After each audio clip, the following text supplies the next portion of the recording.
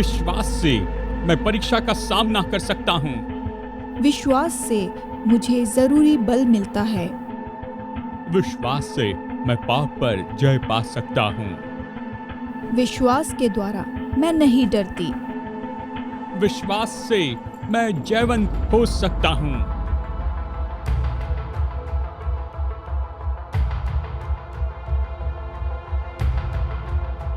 मैं तुमसे सच सच कहता हूँ, यदि तुम्हारे पास राई के दाने के जैसा भी विश्वास हो तो तुम इस पहाड़ से कहो कि तू उखड़कर यहाँ से वहाँ चला जा, और वो चला जाएगा, और तुम्हारे लिए कुछ भी असंभव नहीं होगा।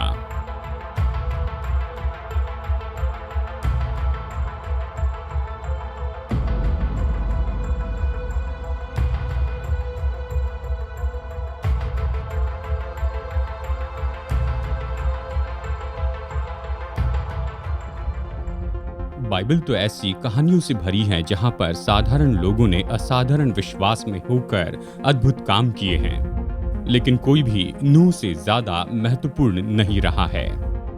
नूह केवल एक ऐसा धार्मिक व्यक्ति था जिसे मनुष्य के इतिहास में परमेश्वर ने पाया है, और परमेश्वर ने नूह से कुछ अद्भुत करने के लिए कहा था जिसके बारे में सुना नहीं गया था, जिसके बारे में स्वयं नूह ने कभी कल्पना भी नहीं की थी। संदेह करने वाले इन सारे लोगों के मध्य में नूह ने परमेश्वर को हाँ कहा। हेलो, मैं हूं डेविड जर्माया, और आज मैं आपको दिखाऊंगा कि कैसे नूह ने अपने जीवन में ये प्रकट किया जिस सीरीज को हम अभी देख रहे हैं, साधारण लोग असाधारण विश्वास। आज का संदेश तो और भी ज्यादा सटीक संदेश है, क्योंकि नूह तो विश्वास में होकर काम करने का आदर्श है।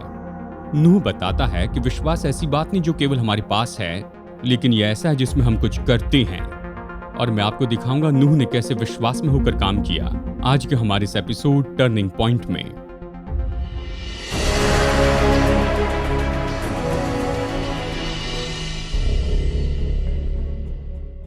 आज ऐसा कोई भी सामाजिक या धार्मिक सौभाग्य नहीं है जिसका हम आनंद उठाते हैं जो कि हमारे लिए खरीदा नहीं गया हो, जो कि अल्पसंख्यक लोगों के लहू, आंसू और धीरज से खरीदा गया हो।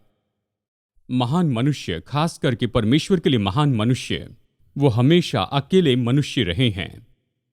अगर हम बाइबल के पन्नों में इन्हें देखते हैं, हम ये पाते हैं कि नूह ने अकेले ही जहाज को बनाया, अब्राहम अकेले ही भटक कर आराधना करते रहा, इसहाक ने खुद को वेदी के ऊपर अकेले ही रखा, दाऊद ने गोलियत का सामना अकेले ही किया था, एलिया बाल के 400 भविष्यवक्ताओं के सामने अकेले ही खड़ी रहा, दानियल सिंह की गुफा में अकेले ही रहा, यिर्मयाह अकेले ही रोकर यरूशलेम के लिए भविष्यवाणी करते रहा। और मैं इस तरह से पूरे नए नियम से और वचनों के हर एक भाग से आपको बता सकता हूं कि चाहे आप जहां भी देखें, आप यहां पर स्त्री और पुरुषों को देखते हैं जिन्होंने जिस बात पर विश्वास किया उस पर इतना मजबूती से विश्वास किया कि चाहे सब लोग उन्हें छोड़कर चले जाए तो भी वो अकेले खड़े रहे। और मैं जानता हूं कि अगर इन दिनों में जिसमें हम जी रहे हैं, अगर हम विश्वास योग्य बने रहते हैं तो ऐसा समय होगा जहां पर हम जानेंगे कि अकेले रहना क्या होता है। और हम अगले वीर को जो देखने वाले हैं उसके बारे में ये बिल्कुल सच है, जिसके बारे में इब्रानियों अध्याय 11 में बताया गया है, जिसे हम कहते हैं हॉल ऑफ फेथ।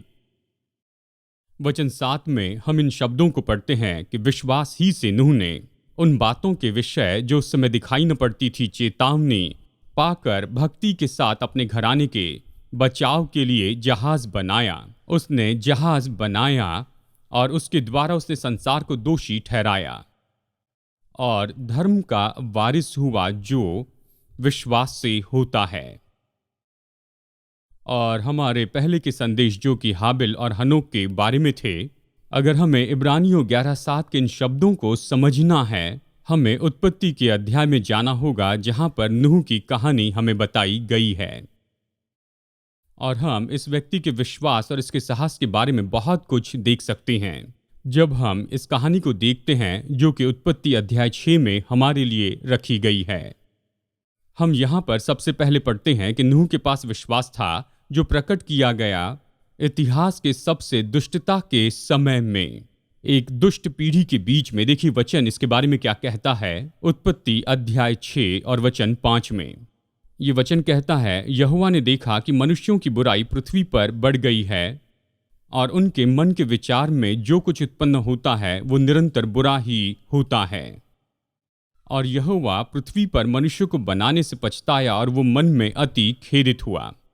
तब यहोवा ने कहा, मैं मनुष्यों को जिनकी मैंने सृष्टि की है पृथ्वी के ऊपर से मिटा दूंगा, क्या मनुष्य, क्या पशु, क्या रेंगने वाले जंतु, क्या आकाश के पक्षी, सबको मिटा दूंगा, क्योंकि मैं उनके बनाने से पछताता हूं। नूह और उसका परिवार ऐसी पीढ़ी में रहता था। ये तो ऐसे विश्वासी थे जो उस समय डटे रहे उन बातों के लिए जिसके बारे में जानते थे कि ये बातें सच हैं। बाइबल में और कहीं भी इस तरह से नहीं बताया गया है जिस तरह से नूह को ऐसी पीढ़ी में सेवा करने के लिए बुलाया गया था। सबसे पहले ये तेजी से बढ़ने वाला अधर्म का संसार था। देखिए वचन 5 क्या कहता है, यहोवा ने देखा कि मनुष्यों की बुराई पृथ्वी पर बढ़ गई है और उनके मन के विचार में जो कुछ उत्पन्न होता है वो निरंतर बुरा ही होता है। और अगर आपके पास मेरी बाइबल है तो आप जानेंगे कि मैं शब्दों को रेखांकित करता हूं, उसके ऊपर कुछ रंग लगाता हूं। मैं ये दे नहीं सकता, मुझे इसकी ज़रूरत है, तो मैं आपको स्क्रीन पर दिखाना चाहता हूं कि ये वचन इसमें कैसे है। देखिए उत्पत्ति अध्याय 6 वचन 5 और इसकी ओर गौर कीजिए जिसे रंग से हाईलाइट किया गया है। यहोवा ने देखा कि मनुष्य की बुराई पृथ्वी पर बढ़ गई है और उनके मन के विचार में जो कुछ उत्पन्न होता है वो तो निरंतर बुरा ही होता है। निरंतर। शायद बाइबल में और कहीं ऐसे वचन होगा जहां पर यह बताया गया कि परंपरा और वहां पर दुष्टता कितनी बढ़ गई थी। मुझे पता नहीं ये इस तरह से बताने वाला वचन कहां पर है, क्योंकि यहां पर ही हमें बताया जाता है जिसके बारे में बाइबल बताती है या थियोलॉजियन बताते हैं ये पूरी भ्रष्टता है। लेकिन इसी वचन में इस दुष्टता के विभाजन को आप देख सकते हैं। और इसके पहले कि मैं इस वचन के बारे में आपको बताऊं, चलिए मैं आपको बताता हूं। हम जानते हैं कि हमें स्कूल में या कॉलेज में साइकोलॉजी के बारे में बताया गया है। आप जानते हैं साइकोलॉजी में इस तरह से बताया जाता है कि हम जो मनुष्य हैं वो 3 सामान्य भागों में बने हैं। हमारे पास हमारी बुद्धिमत्ता का भाग है, हमारे पास भावनात्मक भाग है और उसके बाद में यह है इच्छा का भाग, यानी आपका दिमाग, आपका हृदय और आपकी इच्छा। ये 3 बातें सामान्य रूप में उस व्यक्ति का व्यक्तित्व होता है।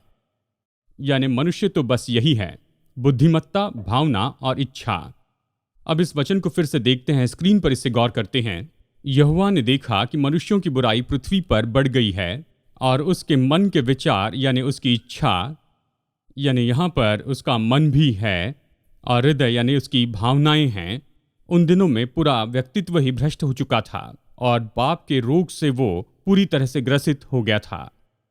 अब इसके पहले कि हम आगे बढ़े मैं आपको बता दूं कि पूरी भ्रष्टता तो वैसी नहीं है जैसे कि लोग सोचते हैं। कई बार लोग कहते हैं ये तो पूरी तरह से भ्रष्ट हो गए हैं, मतलब उनका ये है कि ये तो सबसे बुरे हैं और इससे भी बुरा होने के लिए अभी कोई और बुरा नहीं है। पूरी भ्रष्टता तो इसका मतलब ये नहीं कि सभी मनुष्य दूसरे से भी ज़्यादा बुरे हैं। इसका मतलब ये नहीं कि कोई भी मनुष्य जो है जितना बुरा हो सके उतना बुरा हो या फिर उसमें किसी गुण की कमी हो। पूरी भ्रष्टता का मतलब यह है कि मनुष्य तो अपने आप में पूरी तरह से पाप के अंदर भ्रष्ट हो गया, अपने जीवन के हर एक भाग में, अपने दिमाग में, अपने दिल में और अपनी इच्छा में। बाइबल कहती है कि हम सब पापी हैं और कई बार हम कुछ ऐसा काम करते हैं जिससे हम खुद चौंक जाते हैं। बाइबल कहती है नूह की पीढ़ी में, यानी जिस समय वो जीवित था, तो ये संसार तो पूरी तरह से भ्रष्टता और अधर्म से बढ़ रहा था और साथ ही ये संसार हिंसा का संसार था। उत्पत्ति 6 उस समय पृथ्वी परमेश्वर की दृष्टि में बिगड़ गई थी और उपद्रव से भर गई थी। क्या हम इस बात से चकित होते हैं जब पाप लोगों के जीवन पर नियंत्रण करता है तो हिंसा उसके परिणाम में होती है। अभिलाषा और बेलगाम अभिलाषाएं, इच्छाएं, इसके कारण लोग ऐसे कुछ काम करते हैं जिस पर विश्वास नहीं होता और इसके अंदर हिंसा तो जुड़ी होती है। नूह के समय जो संसार था वो तो प्रतिदिन मानो खून से नहाते जाता था और नूह इससे बिल्कुल दूर ही रहा। यह ऐसा संसार था जो पूरी तरह पागल हो गया था और हिंसा में काम कर रहा था। और बाइबल कहती है कि ऐसी पीढ़ी में नूह को रखा गया था। वो तो अब तक की सबसे बुरी पीढ़ी थी।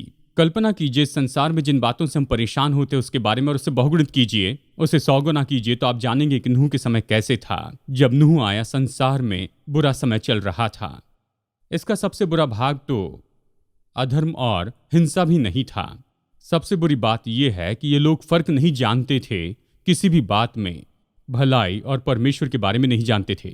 दुष्ट पीढ़ी में नूह का विश्वास प्रकट हुआ। नूह के बारे में ये दूसरी बात है। नूह का विश्वास अनुग्रह पर आधारित था। देखिए क्या कहता है उत्पत्ति 6:8 में, परंतु यहोवा के अनुग्रह की दृष्टि नूह पर बनी रही। आप में से कितने लोगों ने अनुग्रह यानी ग्रेस पाया है? मैं लड़की के बारे में नहीं कह रहा हूं, अनुग्रह। कितने लोगों को अनुग्रह मिला है? कितनों ने अनुग्रह पाया है अपने जीवन में? परमेश्वर का अनुग्रह का मतलब आप जानते हैं। अनुग्रह तो परमेश्वर की ऐसी कृपा है जिसके हम लायक नहीं थे। हम तो इस अनुग्रह के पूरे अयोग्य थे। अगर आपको लगता है आप अनुग्रह के लायक हैं तो नहीं समझे हैं। अनुग्रह ऐसा है जो परमेश्वर आपको देता है, आप इसके लायक नहीं हैं। ऐसा अनुग्रह जिसके हम लायक नहीं थे। दया तो इसके विपरीत है। दया मतलब परमेश्वर आप पर वो नहीं देता जिसके आप लायक हैं। अनुग्रह तो परमेश्वर ने वो दिया जिसके लायक नहीं। और हम सब विश्वासी के नाते हम तो परमेश्वर के अनुग्रह और दया के भागी हैं। ये सच है ना? हालेलुया। प्रभु के अनुग्रह के बारे में देखिए नूह के बारे में क्या कहता है। वो तो इस पीढ़ी में जी रहा था, ऐसे दुष्टता से भरी हुई पीढ़ी में। बाइबल कहती कि नूह पर परमेश्वर का अनुग्रह हुआ। मुझे पता नहीं, लेकिन परमेश्वर ने अनुग्रह उसे दिया। कोई विवरण नहीं कि उस पर दृष्टि कैसे हुई। नूह के बारे में इतना ही कह सकते हैं कि परमेश्वर के अनुग्रह की दृष्टि उस पर हुई। परमेश्वर की कृपा जिसके लायक नहीं थे वो नूह को दी गई, और नूह जो व्यक्ति था वो वैसे ही बन गया।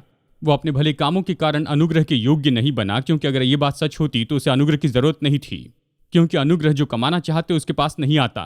अनुग्रह तो इसका परिणाम है कि परमेश्वर अपनी संतानों के ऊपर खुले दिल से इसे उंडेलते जाता है, जिसके हम लायक भी नहीं थे। परमेश्वर के अनुग्रह से नूह भला व्यक्ति हो गया। ऐसा नहीं कि वो भला मनुष्य बना और फिर परमेश्वर के अनुग्रह को पाया।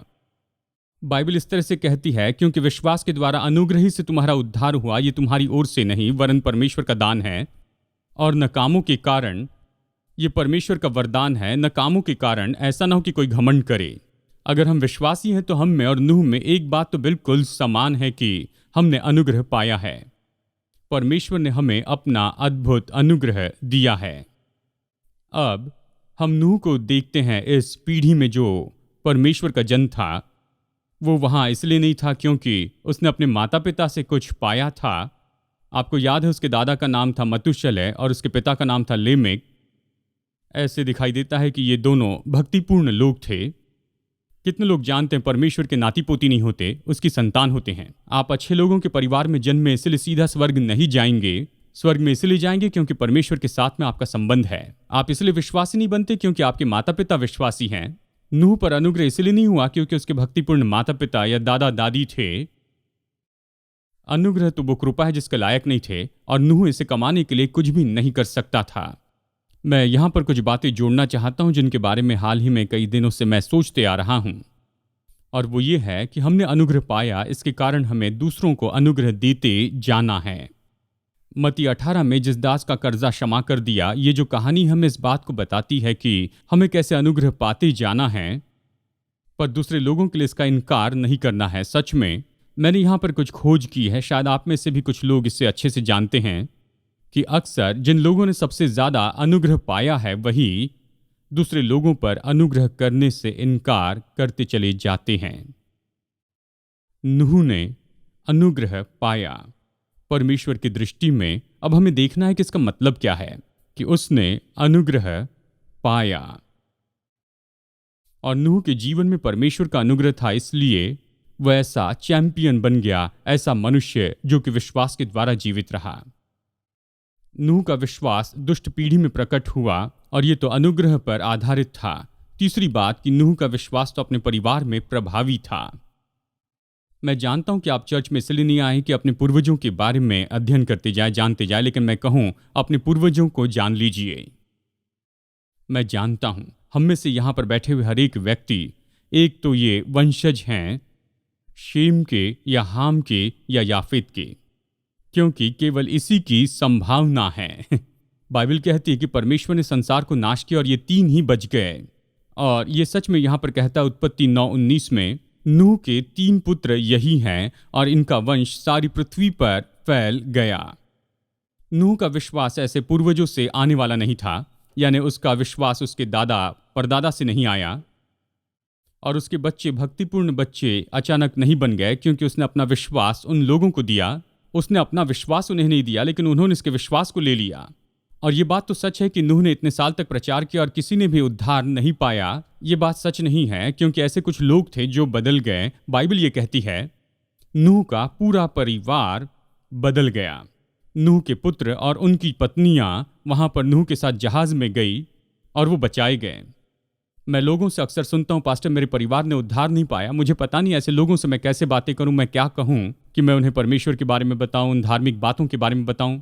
और देखिए, बात तो सच है कि अपने परिवार को यीशु के बारे में बताना सबसे मुश्किल बात होती है। मैं अक्सर लोगों को इसके बारे में बताता हूं कि जब भी हम अपने माता पिता से अपने विश्वास के बारे में, प्रभु यीशु के बारे में बताते हैं, वो हमसे ये सुनते हैं और हम सोचते हैं कि वो अच्छे माता पिता नहीं हैं। हमें उनसे इस तरह से बातें करना है कि डैडी, आप तो ऐसे डैडी हैं जो दुनिया में किसी के पास नहीं।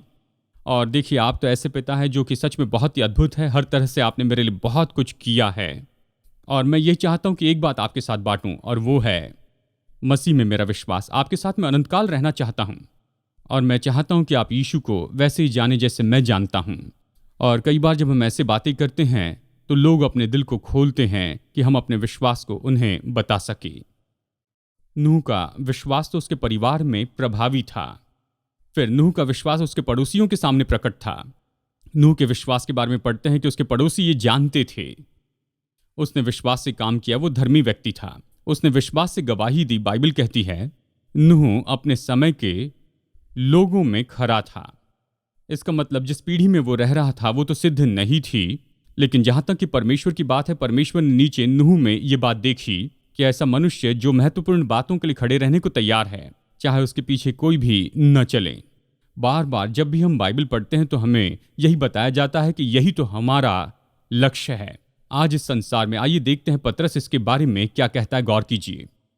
पर तुम विश्वासियों के बारे में कहता है, तुम एक चुना हुआ वंश, राजपदधारी याजकों का समाज और पवित्र लोग हो, परमेश्वर की नीज प्रजा हो, इसलिए कि जिसने तुम्हें अंधकार में से अपनी अद्भुत ज्योति में बुलाया है उसके गुण प्रकट करो। अन्य जाति में तुम्हारा चाल चलन भला हो। अब इसके बारे में जरा देखिए, ताकि जिन जिन बातों में वे तुम्हारे भले कामों को देखकर उन्हीं के कारण कृपा दृष्टि के दिन परमेश्वर की महिमा करें। यानी कृपा दृष्टि के दिन परमेश्वर की महिमा करें। दो बातें हैं जो बहुत ही सामर्थी और जो कि बयान से बाहर हैं, और वो हैं सच्चा कहना और सच्चा जीना। अगर हम जीते हैं बिना कुछ कहे तो कोई नहीं जानता क्यों। देखिए, एक पुरानी कहावत है जो अक्सर मैं कहता हूं, किसी संदर्भ में ये तो निश्चय अच्छी है, लेकिन मैं यहाँ अपनी समझ से इसे कह रहा हूं। ये कहता है सुसमाचार प्रचार करे, अगर जरूरी हो तो शब्दों का उपयोग करे। क्या आपको ये याद है? ये महान विचार है। इसका मतलब अपने जीवन से आप बहुत कुछ लोगों को बता सकते हैं, लेकिन मैंने किसी के बारे में नहीं सुना जो बिना शब्दों से मसीह के पास में आया हो। आप लोगों के सामने अच्छा जीवन जी सकते हैं और वो ये कहेंगे कि देखो ये सच में बहुत अच्छा व्यक्ति, मुझे पता नहीं ये इस तरह से कैसे जीते हैं। और आप अपने जीवन की इन सारी बातों को लेकर उसे सुसमाचार के साथ में मिला देते हैं तो लोग नहीं जानेंगे ये क्या है। लेकिन दूसरी ओर अगर आप बहुत बोलते हैं, आपका जीवन उससे मेल नहीं खाता है, तो अच्छा है कि मुंह बंद रखें क्योंकि कोई नहीं सुनेगा, ध्यान नहीं देगा। आपकी भलाई की बजाय आप यहाँ पर ज्यादा नुकसान पहुंचाएंगे। नूह के पास सिद्ध संतुलन था। वो धार्मिकता से अपना जीवन जी रहा था और उसने वो कहानी बताई जो परमेश्वर ने उसे बताने के लिए कही थी। नूह का विश्वास उसके परिवार में प्रभावी था और उसके पड़ोसी भी उसके विश्वास को देख पाए थे। ये सच में कितना सामर्थी गवाह था। फिर नूह का विश्वास उसकी आज्ञाकारिता में भी पूरी तरह सटीक था। सच में इस कहानी में बहुत सी सटीकता हम देख सकते हैं। मतलब उसके बारे में सारी बातें सटीक थी। याद है परमेश्वर ने नूह से कहा, मैं चाहता हूं तुम एक जहाज बनाओ। उसे पता नहीं था जहाज क्या, उसके पहले किसी ने इसे नहीं बनाया। नूह सारे निर्देश को सुनता है, नक्शे को लेता है और परमेश्वर ने कहा जो मैंने कहा है वैसे तुम बनाना। और बाइबल कहती है कि नूह ने वैसे ही किया जो परमेश्वर ने कहा था, उसके अनुसार उसने सब कुछ किया। चलिए मैं आपको ये बात बताऊं, नूह और उसका परिवार तो मेसोपोटामिया में रहता था और ये तो हर तरह के पानी से बहुत दूर की जमीन थी। टाइग्रिस नदी पास में नहीं थी, यूफ्रेटिस नदी पास में नहीं थी, और यहाँ पर वो मानो रेगिस्तान की जगह पर था। परमेश्वर ने कहा मैं बाढ़ से इस पृथ्वी को नाश कर दूंगा, मैं चाहता हूं तुम जहाज बनाओ। ये जहाज कोई छोटी नाव नहीं थी, ये तो निश्चय एक बहुत बड़ा ऐसा बड़ा जहाज था और ये तो बहुत बड़े आकार में बनाया गया। इस संसार के सबसे बड़े बड़े जानवर इस जहाज में रहने वाले थे। परमेश्वर ने आकार बताया, परमेश्वर ने निर्देश दिए कि जहाज के अंदर उसे क्या लगाना है, जहाज के बाहर क्या लगाना है, दरवाजे खिड़की के बारे में भी बताया। और बाइबल कहती है कि नूह ने बिल्कुल वैसे ही किया जैसे परमेश्वर ने उसे करने के लिए कहा था। परमेश्वर ने सुसमाचार प्रचार करने के लिए कहा, उन सभी लोगों के सामने जो सुनते हैं। नूह का एक चित्र मेरे सामने आता है, जैसे मानो एक हाथ में हथौड़ा है, दूसरे हाथ में बाइबल थी। खैर, उन दिनों में बाइबल तो नहीं थी, लेकिन उसके एक हाथ में सुसमाचार था, और कहिए कि वो प्रचार करते हुए सब कुछ बना रहा था, जहाज बनाते हुए प्रचार कर रहा था। बाइबल कहती है 120 साल तक उसने ऐसे किया, 120 साल तक प्रचार किया, हर दिन सुसमाचार प्रचार किया और जहाज बनाया। उसने बिल्कुल वैसे किया जिसके लिए परमेश्वर ने बुलाया था, बिल्कुल वही किया जो परमेश्वर ने बुलाया था। फिर परमेश्वर ने बताया कि क्या होने वाला है। प्रभु ने कहा, इस निश्चित समय में बारिश होगी और बाढ़ आएगी, और पूरे पृथ्वी पर के जितने भी मनुष्य हैं और हर एक पशु जो है डूब जाएंगे। और जरा रुक कर मेरे साथ में सोचिए, इसके पहले कभी बारिश नहीं हुई थी। परमेश्वर ने जो कहा सब नूह ने वैसे ही किया। उसके पहले ऐसे कोई भी बात नहीं थी, एक भी बात नहीं थी। यह पहले कभी नहीं किया गया था। क्या आप कल्पना कर सकते हो उसे कितना मूर्खतापूर्ण लगा होगा? मेसोपोटामिया के रेगिस्तान के बीच में वो जहाज बना रहा है, जबकि किसी ने बारिश या बाढ़ के बारे में नहीं सुना था। हर दिन वो आकर उससे ये पूछा करते थे, सुनो बूढ़े, तुम क्या कर रहे हो? मैं जहाज बना रहा हूं। अगर तुम उद्धार पाकर इस जहाज में नहीं आओगे तुम मर जाओगे, निश्चय ही ये होगा ही। वो जहाज बनाते रहा, प्रचार करते रहा। जब भी मैं प्रचार करता हूं कोई उद्धार नहीं पाता है, तो नूह ने ये सोचा होगा कि ये सब क्या है। इतने साल तक प्रचार किया और लोगों ने नहीं, लेकिन उसके परिवार ने उद्धार पाया। खैर, वो बस प्रचार करते रहा। मुझे बस यही तो सिखाता है कि जो परमेश्वर कहता है उसे हमें करते जाना है, बाकी परिणामों के लिए वो जिम्मेदार होता है। मैं किसी को प्रचार करके मसीह के पास में नहीं लेकर आ सकता हूं। मैं जानता हूं कुछ लोग ये कोशिश करते हैं, वो लोगों को स्वर्ग में भेजने की कोशिश करते हैं। मुझे कभी इस तरह के निर्देश नहीं दिए हैं। मैं सुसमाचार प्रचार करता हूं और परिणामों को परमेश्वर पर छोड़ देता हूं। वो अच्छे से इसे कर सकता है। और कई साल तक इसे करने के द्वारा क्या हुआ, देखिए, बहुत से लोग हमेशा इस तरह से आते रहे। परमेश्वर के समय में उसकी योजना के अनुसार वो करता है। हम यही करते हैं। नूह ने 120 साल तक सुसमाचार प्रचार किया और केवल उसके परिवार ने उद्धार पाया। लेकिन प्रभु ने जो कहा उसने किया। वो विश्वास का व्यक्ति था। विश्वास क्या है? प्रभु के वचन के अनुसार उसे लेना, और उसने जो कहा है बस वही करते जाना। चाहे हम इसे समझे ना समझे, दूसरे समझे ना समझे, लेकिन जो उसने कहा है बस वही करते जाना, दिनों दिन करते चली जाना। जानते, जब तनख्वाह का दिन आया, जब नूह ने दरवाजा बंद किया और उसके सारे प्रियजन जहाज के भीतर थे और जिन्होंने सुसमाचार का इनकार किया वो सब बाहर ही रह गए, नूह ने अपने परिवार से कहा, मुझे लग रहा था ये योग्य नहीं, लेकिन देखो हम सब यहाँ पर है। परमेश्वर ने हमें बचा लिया है और हम अच्छे ही रहेंगे। अक्सर मैं ये सोचता हूं कि सुसमाचार तो केवल नए नियम का सिद्धांत नहीं है। क्या ये दिलचस्प नहीं? हमने कैन और हाबिल की बात की थी, याद है? परमेश्वर के लिए दो मार्ग, एक काम करता है और दूसरा काम नहीं करता है। हनोक के बारे में कहा, परमेश्वर के साथ में ऐसे चला कि परमेश्वर ने उठा लिया, वो सीधा स्वर्ग में रैप्चर हुआ।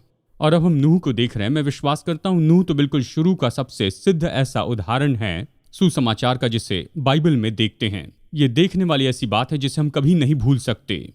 यहाँ पर यह ऐसा संसार था जिसने परमेश्वर का इनकार किया और ये पूरी तरह से दुष्टता और भ्रष्टता में गिर चुका था। पाप और अधर्म और हिंसा में परमेश्वर से दूर था। यहाँ परमेश्वर और ये मनुष्य प्रचार कर रहा था, अगर तुम मुझ पर भरोसा करो, अगर तुम मेरे पास में आओ और मसीह में आ जाओ तो उद्धार पाओगे। यहाँ वो जहाज है। और जब ये 8 लोग उस जहाज में चढ़ गए और परमेश्वर ने जहाज का द्वार बंद कर दिया और दूसरों के लिए मौका खत्म हो गया। क्या आप कल्पना कर सकते हैं उस पीढ़ी के जो स्त्री और पुरुष थे डूबते हुए किस तरह से चीखते चिल्ला रहे होंगे जब उन्होंने ये जाना कि ये बूढ़ा इतने साल तक जो प्रचार कर रहा था वो सारी बातें सच्ची है, पर देरी हो गई थी। और फिर बारिश होने लगी और फिर बाढ़ आने लगी।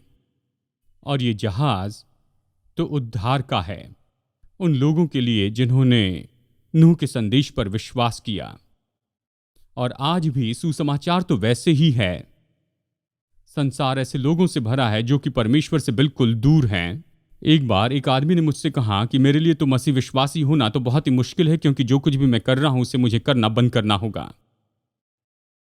वो अपने जीवन में बस आगे बढ़ते हैं जैसे कि मानो कुछ भी नहीं हो रहा है, कुछ भी नहीं होगा। निश्चय ही ये तो दिन आया जब जहाज वहां नहीं था उन लोगों के लिए जो उसमें आना चाहते थे।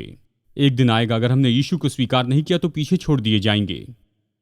और बिल्कुल वैसे ही जैसे कि नूह की पीढ़ी के लिए ये जहाज तो परमेश्वर के उद्धार की योजना थी। यीशु मसीह आज हमारी पीढ़ी के लिए परमेश्वर की योजना है। नूह और उसका परिवार तो वहां पर जहाज में चला गया और बाइबल कहती है कि हमें मसीह यीशु में रहना है। जब आप मसीह यीशु में होते हैं तो इस संसार में आने वाली बाढ़ और परमेश्वर का न्याय आपको छू नहीं सकता है, क्योंकि बाइबल कहती है कि जब यीशु मसीह क्रूस पर गया तो उसने सारे दंड को अपने ऊपर उठा लिया और इसलिए अब जो मसीह यीशु में उन पर कोई दंड की आज्ञा नहीं है। तो सवाल यह है कि क्या आप जहाज में आ गए हैं, उस द्वार से भीतर आ गए हैं। नूह कह सकता था परमेश्वर के पास में अच्छी योजना है और ये जो जहाज है ये तो सच में बहुत ही अद्भुत है। इस जहाज को देखो, इसका ढांचा देखो। वो उससे चकित हो जाता था और उसे इतने अच्छे से याद है कि उसने एक एक कील जो उसमें लगाई कि किस किस जगह पर उसने कौन सी कील ठोकी है। गौर से सुनिए दोस्तों, ये जानने से कोई मदद नहीं होगी। उसे सच में उस द्वार से भीतर आना पड़ा, सच है ना? और इस कहानी के अंत में ये बड़ा महान न्योता है जहां नूह को प्रोत्साहित किया गया कि वो नाव में आ जाए। ये शब्द तो बाइबल में 600 बार आया है। पहले यहां पर नूह की कहानी में और प्रकाशित वाक्य के अंत में भी हम देखते हैं कि लोग कहते हैं कि आ।